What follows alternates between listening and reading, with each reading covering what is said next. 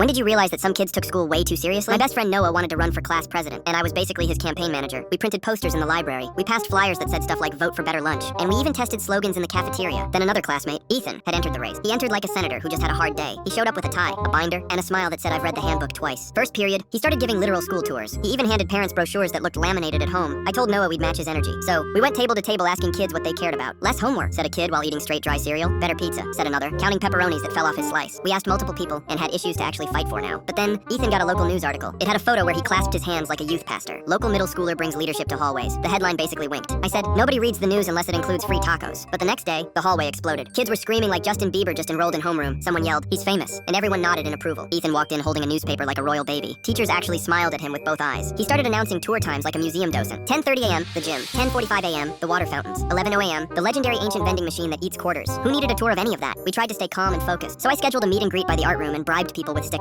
Ethan scheduled a listening session and brought a whiteboard and cult energy. He wrote bullet points with dramatic pauses like integrity, equity, additional nap time. Then the rumors started. A kid said he saw Ethan shaking hands with the vice principal. Someone else swore Ethan promised to rewire the bell schedule, whatever that means. At lunch, Ethan unveiled the nuclear option, a literal table of snacks with handwritten price tags that said free. Thank you for your support, he whispered, placing fun-sized candy in trembling hands. He wasn't bribing. He was just thanking future civic participation. I ran to the counselor like I was reporting a meteor. Isn't that bribery? I asked, breathing like a jammed flute. She blinked, sipped coffee, and said, he's encouraging voter turnout. I questioned her. With money? She said, democracy can be complex. The last move Ethan made was the one that set me off. He added QR codes that linked to a campaign video shot in cinematic hallway lighting. The video had slow-motion high fives and a soundtrack that felt like blockbuster recess. By Wednesday, Ethan's team wore matching shirts that said Team Ethan. We had 2 markers and a dream that was getting thirsty. I tried negative ads. Do you really want a president who stands too close to the stapler? Nobody cared because Ethan was handing out gummy worms. So I tried to expose the bribery during social studies. I stood up and said, this is unethical. Ethan stood up and said, service matters. He gave the teacher a granola bar labeled respect. She said, I feel respected. All it took was a granola bar to feel like that. We prepared a final speech with inspirational index cards and one good joke. Ethan walked in with a rolling suitcase. He opened it like a magician and lifted out a podium. He tapped the mic T-hat didn't exist and everybody still heard it. Friends, he began, and silence obeyed. He promised better lunch, shorter quizzes, and mobile chargers that probably violated 3 code. He ended with vote for vision and handed out blueberry muffins that tasted like victory. I looked at Noah. Noah looked at me like a paper boat in a hurricane. Then Ethan turned, met my eyes, and held up a bag of hot Cheetos.